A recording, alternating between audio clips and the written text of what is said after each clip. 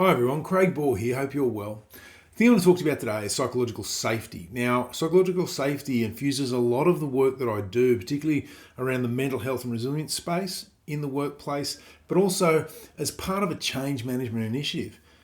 Increasing and improving a culture may also be a change management initiative within itself. So how do you go about leading psychological safety and how do you go about implementing it in your workplace? Well, first let's look at what goes wrong if you don't have it. So psychological safety, the absence of it, can be responsible for reduced productivity, high turnover rates, burnout from your team, and anxiety and stress. Now, in today's world, as we know, psychological safety and getting it right is increasingly important. It's going to take a leadership commitment from you. So if you're the leader tasked with doing this, or you wish to lead and help to create a psychologically safe environment within your team, it's going to take commitment on your part, consistently working towards backing this up to make it happen.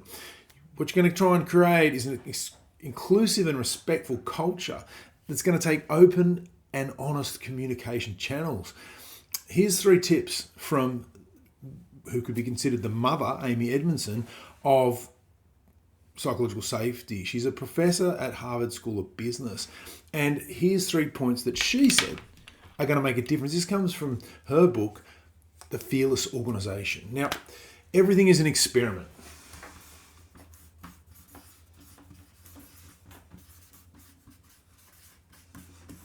Now, why it's important to look at everything as an experiment is that it allows you to be flexible in your approach. It allows you to accept setbacks, okay? It allows you to accept other people because you've got a trial and error, okay? Not everything will work first attempt. That's the thing to remember. Plus, also, you're also trying to establish trust with your team to help you get across the line. The next one is admit mistakes.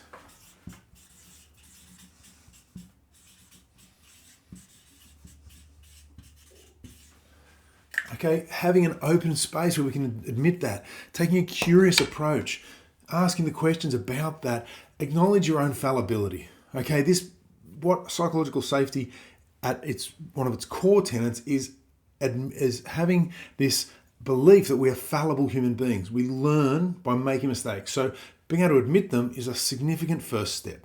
And lastly, and this keeps us very much aligned to making open and communication channels is something that you need to do, is making space to speak.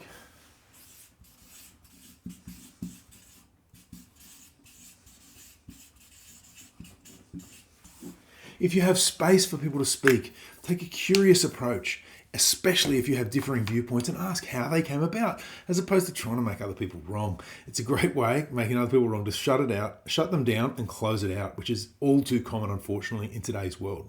So there's 3 points. Okay, experiment, admit mistakes, open to space to speak, and it's a great first step in helping you move towards a psychologically safe environment. I hope that helps.